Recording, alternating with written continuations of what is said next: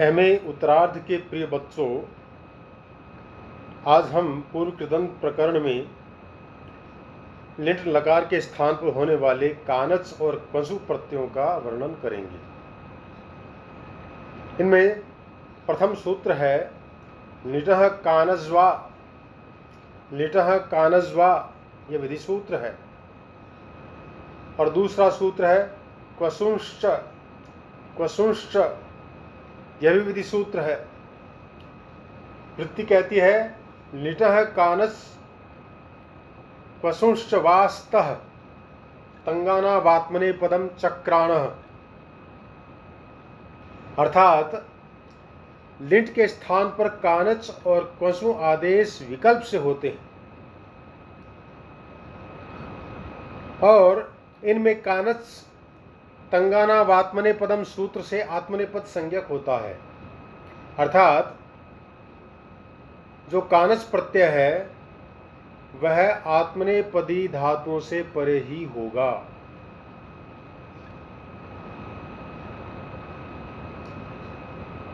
प्रथम सूत्र को थोड़ा और समझ लें।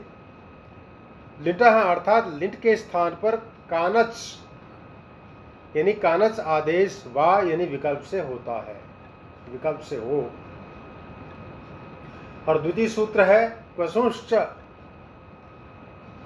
इसमें भी लिटः की अनुवृत्ति हो जाएगी। तो लिटः अर्थात लिट के स्थान पर क्वसु आदेश च वा भी विकल्प से हो। इन दोनों सूत्रों से पहले अष्टाध्यायी में छंदसी लिंट सूत्र पढ़ा गया है, जिसका अर्थ है वेद में भूत सामान्य में लिट प्रत्यय होता है। इसी वैदिक लिंट के स्थान पर यहाँ इन दो सूत्रों के द्वारा कानच व क्वसु आदेश इन दोनों का विधान किया जा रहा है। अतः इन दोनों को भी वैदिक ही समझना चाहिए। छांदसौ कानच क्वसु महाभाष्य में ऐसा कहा है, परंतु इनमें से द्वितीय वैदिक आदेश क्वसु का लोक में भी कवियों द्वारा बहुधा प्रयोग देखा जाता है। स्वयं भाष्यकार ने भी विभाषा पूर्वाहरणापराणाभ्याम सूत्र की व्याख्या के प्रसंग में पपुष आगतम पपिषद्रूप्यम ऐसा प्रयोग किया है। इसमें पपुषः यह पपिवस इस वैदिक क्वस्वंत का षष्ठेक वजन का रूप है जिसका प्रयोग किया गया है। इससे स्पष्ट हो जाता है कि लोक में भी क्वचित वैदिक क्वबंतों का प्रयोग अनुमत है। अतः वैदिक होने पर भी यहाँ लघु कौमुदी में इन सूत्रों का उल्लेख किया गया है, इन प्रत्ययों का उल्लेख किया गया है। लिट प्रत्यय कृततिंग के अनुसार कृत संज्ञक है। अतः इसके स्थान पर आदेश होने से स्थानीयवत भाव के कारण इनकी भी कृत संज्ञा तथा प्रत्यय संज्ञा हो जाती है। कानच में चकार चितः द्वारा अंतोदात्त स्वर के लिए तथा ककार कित कार्यों के लिए जोड़ा गया है। आन मात्र अवशिष्ट रहता है।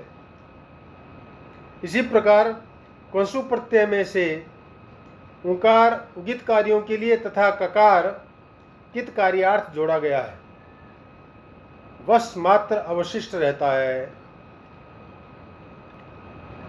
अर्थात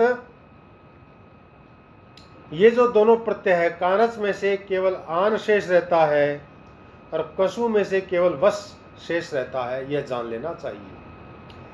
कानच तंगानावात्मने पदम के अनुसार आत्मनेपद संज्ञक है। अतः जिन धातुओं में अनुदात्त तंगिता आत्मने पदम स्वरितहितः कर्तृभिप्राय क्रियाफले आदि सूत्रों द्वारा आत्मनेपद का विधान होता है, उन धातुओं से परे ही लिट के स्थान पर कानच का विधान समझना चाहिए। क्वसु आदेश लह परस्मय पदम के अनुसार लादेश होने से परस्मय पद संज्ञक है। अतः परस्मय पदी धातुओं से ही इसकी प्रवृत्ति होती है, आत्मनेपदियों से नहीं। अब हम सबसे पहले कानस प्रत्यय के उदाहरण को समझ लेते हैं। एक डुक्रिय धातु है, डुक्रिय करणे, तनादिगण की उभयपदी है। उस धातु से कर्तृविवक्षा में भूत सामान्य में छंदसी लिट के द्वारा लिट प्रत्यय की प्राप्ति होती है।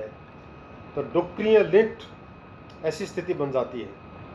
पुनः क्रियाफल के कर्तृगामी होने के कारण लिटः कानस्वा इस सूत्र से लिट को आत्मनेपद संज्ञक कानस आदेश होकर अनुबंध लोप करने पर बनता है क्री प्लस आन। अर्थात पहली स्थिति थी डुक्रिय लिट, और लिट में भी मात्र आदेश भर होता है। उसके स्थान पर लिटः कानस्वा सूत्र के द्वारा लिट लकार की प्राप्ति, कानस प्रत्यय की प्राप्ति हो जाती है। तो डुक्रिय कानस, अब अनुबंधों का हम लोप कर देंगे तो क्री प्लस आन ये स्थिति बन जाएगी। अब लिट आदेश कानस यानी आन को स्थानीयवत भाव के कारण लिट मानकर लिटि धातु ऋणाभ्यासस्य इस सूत्र से द्वित्व कर देंगे। यानी क्री क्री आन ऐसी स्थिति हो जाएगी द्वित्व होने पर। और उरत से अत्व कर देंगे और साथ में उरण रपरह सूत्र से रपरत्व कर देंगे हलादि विशेष। और कुहोष्टु सूत्र से अभ्यास के ककार को चकार आदेश करके हम चक्री प्लस आन ऐसा कर देंगे। यानी पहले जो क्री क्री आन बना था, अब जो क्री है उसके ककार को चकार कुहोष्टु सूत्र के द्वारा हो गया है। उससे पूर्व क्री में जो ई है, जो री है, उसके स्थान पर अर आदेश हो गया।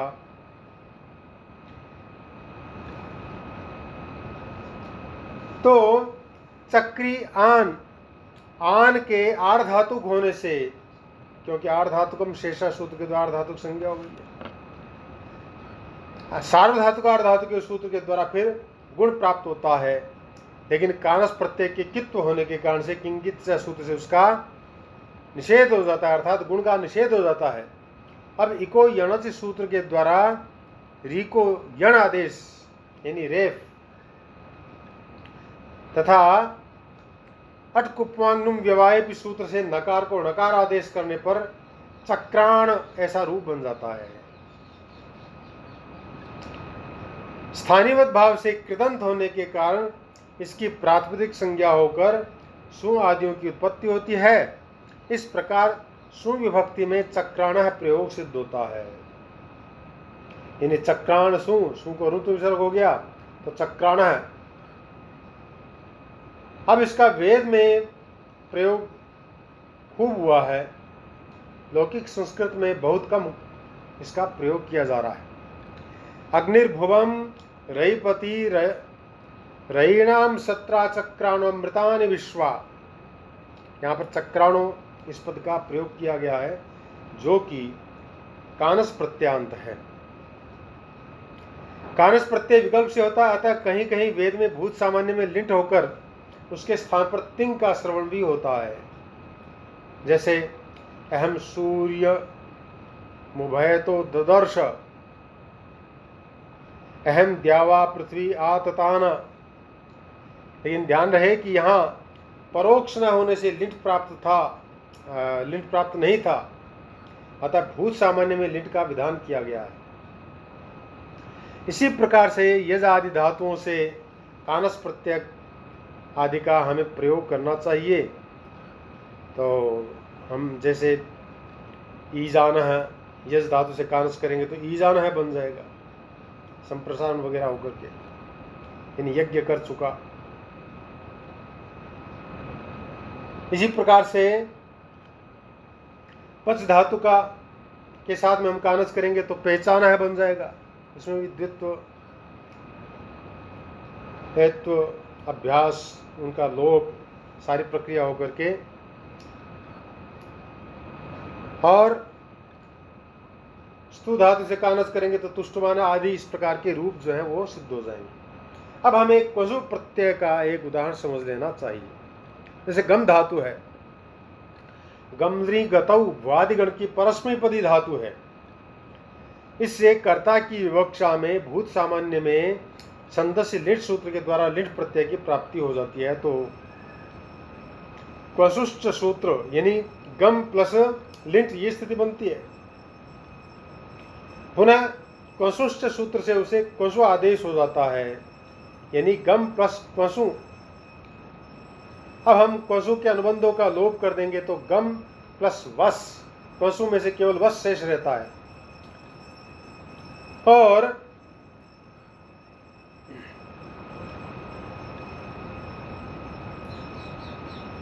स्थानीयवत भाव के कारण क्वसु को लिटवत मान करके लिटि धातु और अनभ्यासस्य सूत्र से उसको द्वित्व कर देंगे। तो ग गम वस अभ्यासकारी हो जाएगा, अलादि शेष रहेगा, और चुत्व से गकार को जकार करने पर फिर जगम वस, पहले ग गम वस था, अब हो गया ज गम वस। अब आर्ध धातु का शेड बलादे सूत्र से प्राप्त इट का यद्यपि नेडवशीकृति सूत्र से निषेध हो जाता है, फिर भी क्रादि नियम से इट की प्राप्ति अक्षुण्ण रहती है। इस पर वस्वे का आजाद घसाम इस नियम से इट का पुनः निषेध होकर अंत में विभाषा गम हन विद दिशाम विषाम से इट का विकल्प हो जाता है। तो इट के पक्ष में गम हन इत्यादि सूत्र से उपदा को लोप प्राप्त हो जाता है। तो रूप बन जाएगा जग मी वस, जग मी वस। परंतु इट के अभाव में जगम वस ये स्थिति बन जाती है। ऐसी स्थिति होते ही फिर अग्रिम सूत्र प्रवृत्त हो जाता है।